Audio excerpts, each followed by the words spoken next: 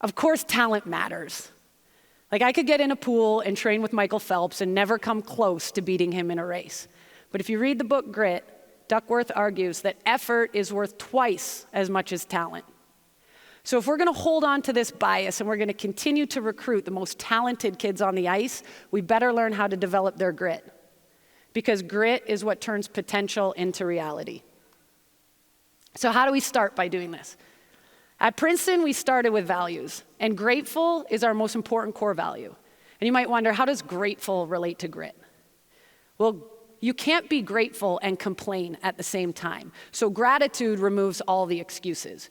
We start every season by showing our team this video. Some people are eagles and some people are ducks. Do you know the difference? Eagles, they kind of hunt live prey, don't they? They soar high. They keep their families protected, out of harm's way. Strong and independent, find my own food, take care of myself, attack my enemy, kill the things I need to eat, protect my family, rest, go out, hunt some more. I think I got a room full of eagles.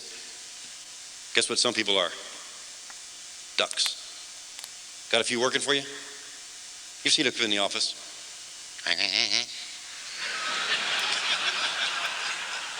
What? You know who they are? You got names already, don't you? You know who these little waddlers are.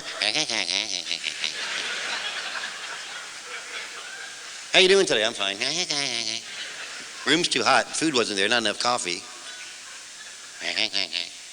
He said I'd get the next laptop. How come I didn't get the new cruiser? God, what a mallard. Your job as a leader is to get this duck doing what? Soaring like an eagle.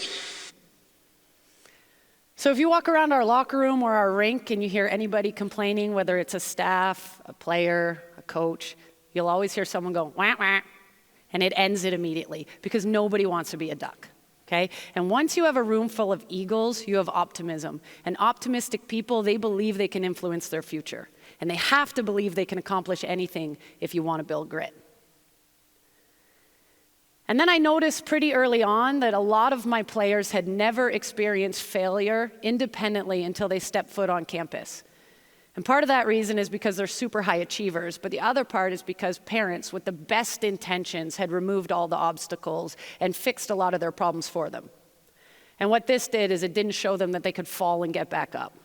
It didn't show them that they could stumble and rebound. And so they have very few coping mechanisms for adversity and failure when they come. It's like the story of the emperor moth. It's like this guy was walking home from work one day when he looked down and he saw a cocoon. And he picked up that cocoon and he saw a moth trying to emerge from this little tiny slit, and that moth was struggling. So the kind-hearted empath that he is, that man took the cocoon home and he grabbed scissors and he cut it open so the moth could emerge easy peasy. And it did. But it had a huge swollen abdomen and itty-bitty shrunken wings, and that moth could never fly. Because the reason that cocoon is so constricting is because the moth has to force itself through that tiny slit. And this is what pushes the fluid from its abdomen into its wings, and that's what allows the moth to fly. So we have to create adversity for our players, and we have to teach them that struggle is essential for growth. And once they understand this, they will learn to see challenges as opportunities instead of threats.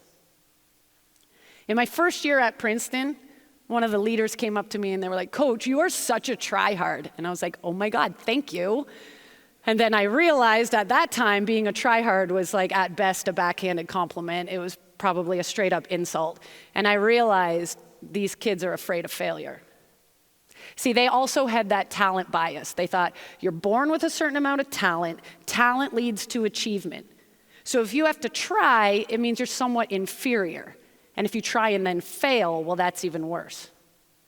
So how do you change a culture where it's not only the expectation, but it's actually cool to outwork your teammates and outwork your opponents? We had to tackle it head on. We had to confront it by talking about taking risks, being brave, and teaching them how to fail forward. That after the games, you either win or you learn. And the only time you truly fail is if you learn nothing from the loss. We had to talk to them about failure is not the opposite of success, but is part of success. And I think we have to model this as coaches. You have to lead with humility and vulnerability. I always share my failures and my fears with my team. In fact, I texted them this morning to tell them how terrified I was to be up here in front of you because this is terrifying. But I know it's important for them to see me try to do hard things even if I fail up here today.